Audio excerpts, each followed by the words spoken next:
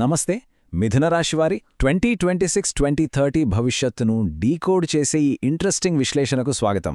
ఇందులో మనం మిథున రాశివారి అసలైన స్వభావం, వాళ్ళకి పర్ఫెక్ట్గా సెట్ అయ్యే కెరీర్, అలాగే 2026 నుంచి 2030 వరకు గ్రహాల కదలికలు వాళ్ళ జీవితాన్ని ఎలా మార్చబోతున్నాయో చాలా క్లియర్గా తెలుసుకోబోతున్నాం.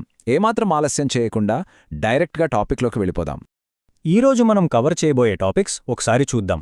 ముందుగా ప్రాథమిక స్వభావం, ఆ తర్వాత కెరియర్ మరియు రిలేషన్షిప్స్, జీవితంలో ముఖ్యమైన వయస్సులు, 2026-2030 మధ్య గ్రహాల ప్రభావం, ఆర్థిక లాభాలు మరియు సాడేసాతి, ఫైనల్గా పాటించాల్సిన ముఖ్యమైన పరిహారాలు. ముందుగా మొదటి భాగం, మిథున రాశివారి ప్రాథమిక స్వభావమేమిటో చూద్దాం. రాశి చక్రంలో మూడవ రాశి అయిన మిథున రాశి, ఎలిమెంట్ వాయుతత్వం. దీనికి అధిపతి బుధుడు. మృగశిర, ఆరుద్ర, పునర్వసు నక్షత్రాలు ఇందులో ఉంటాయి. ఇక్కడ ఇంట్రెస్టింగ్ పాయింట్ ఏంటంటే, గాలిలాంటి వాయుతత్వం, అపారమైన బుధుని తెలివితేటలు కలవడం వల్ల వీళ్ల బ్రెయిన్ హర్ఫ గాలి కంటే వేగంగా పనిచేస్తుందన్నమాట. అయితే ఇక్కడ గమనించాల్సిన విషయం ఒకటుంది. వీళ్లలో ఒక ద్విస్వభావం, అంటే డ్యూవల్ నేచర్ ఉంటుంది. వీళ్ల బ్రెయిన్ ఒక సూపర్ కంప్యూటర్లా పనిచేస్తుంది.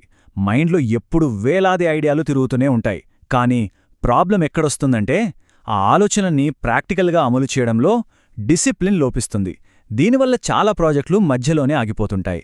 ఇది వీళ్ల అతిపెద్ద ఛాలెంజ్. మైండ్లో ఎంత రెస్ట్లెస్నెస్ ఉన్నా వీళ్లకొక అద్భుతమైన వరముందండోయ్. అదేంటంటే, వీళ్లకి 30, 40 లేదా 50 ఏళ్లు దాటినా సరే చూడ్డానికి చాలా యంగ్గా, యాక్టివ్గా కనిపిస్తారు. ఆ హై ఎనర్జీ వల్ల వీళ్ల ఫిజికల్ అపీరియన్స్లో ఆ యూత్ఫుల్నెస్ ఎప్పుడూ మెయింటైన్ అవుతూనే ఉంటుంది.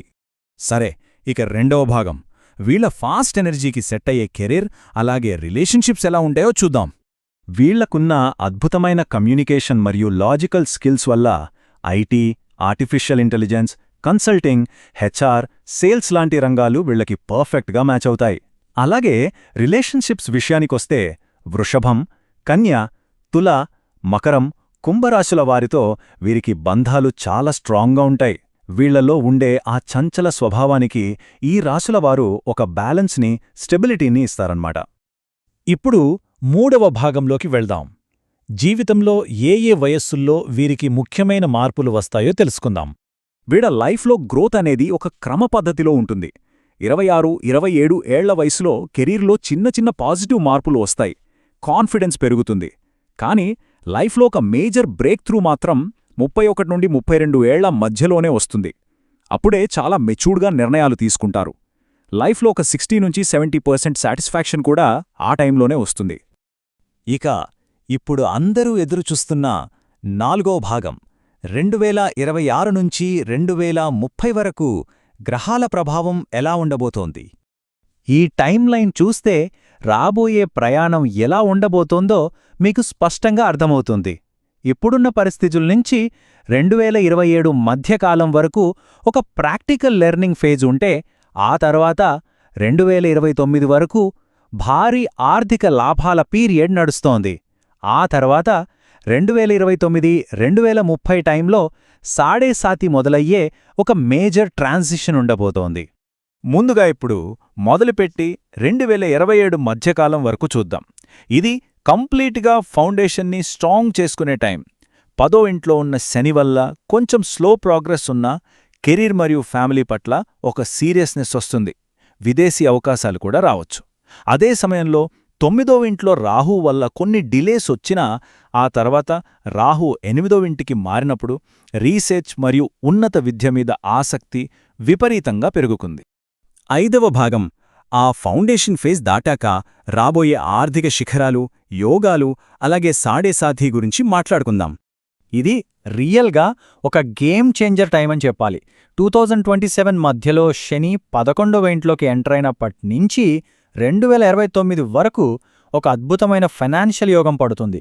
ఇన్కమ్ గ్రోత్, బోనస్లు, ఫ్రీలాన్స్ ఆపర్చునిటీస్, అలాగే ఉన్నత స్థాయి వ్యక్తులతో పరిచయాలు, ఇలా అన్నీ మీ ఇన్కమ్ని నెక్స్ట్ లెవెల్కి తీసుకెళ్తాయి. ఈ ఫైనాన్షియల్ గ్రోత్తో పాటే మీకు గురుగ్రహం బ్లెస్సింగ్స్ కూడా తోడవుతాయి. దీనివల్ల ఫ్యామిలీ ప్లానింగ్, ఉన్నత విద్యలో చాలా పాజిటివ్ మార్పులొస్తాయి. కానీ గుర్తుపెట్టుకోండి, ఈ అద్భుతమైన టైం అంతా 2029 చివర్లో లేదా 2030లో మొదలయ్యే సవాలుతో కూడిన సాడేసాతి కంటే ముందొచ్చే ఒక బెస్ట్ ప్రిపరేషన్ ఫేజ్ మాత్రమే. ఇక్కడ మీరు చూస్తున్న ఈ కోట్ మన ఎనాలిసిస్ మొత్తానికి అసలైన కీ పాయింట్. 2030 కంటే ముందున్న ఈ సమయాన్ని కేవలం లాభాలు ఎంజాయ్ చేసే టైం అనుకోకండి. భవిష్యత్తు కోసం మీ జీవితాన్ని పర్ఫెక్ట్గా ఒక గాడిలో పెట్టి శాశ్వతమైన పునాదిని నిర్మించుకోవడానికి దొరికిన ఒక గోల్డెన్ ఛాన్స్గా దీన్ని చూడాలి. ఇక 6వ భాగం, ఈ గోల్డెన్ పీరియడ్ని మ్యాక్సిమం వాడుకోవడానికి పాటించాల్సిన పవర్ఫుల్ పరిహారాలు చూద్దాం. మిథున రాశి వారిలో ఉండే ఆ సహజమైన కన్ఫ్యూజన్ని తగ్గించుకోవటానికి ఈ 3 స్టెప్స్ డైలీ చేయడం చాలా ముఖ్యం. 1. ఉదయాన్నే బుధ బీజ మంత్రాన్ని 108 సార్లు జపించటం. 2. సూర్యుడికి అర్ఘ్యమిస్తూ ఆదిత్య హృదయం చదవటం. 3. ఓం నమఃశివాయ అని శివపంచాక్షరి జపించటం. ఇవి మీరు క్రమం తప్పకుండా చేస్తే మీ ఫోకస్ పెరుగుతుంది, మైండ్కి ఒక ప్రశాంతత వస్తుంది. వీటితో పాటుగా విష్ణు సహస్రనామం అలాగే హనుమాన్ చాలీసా చదవడమనేది మీ మైండ్కి ఒక రక్షణ కవచంలా పనిచేస్తుంది.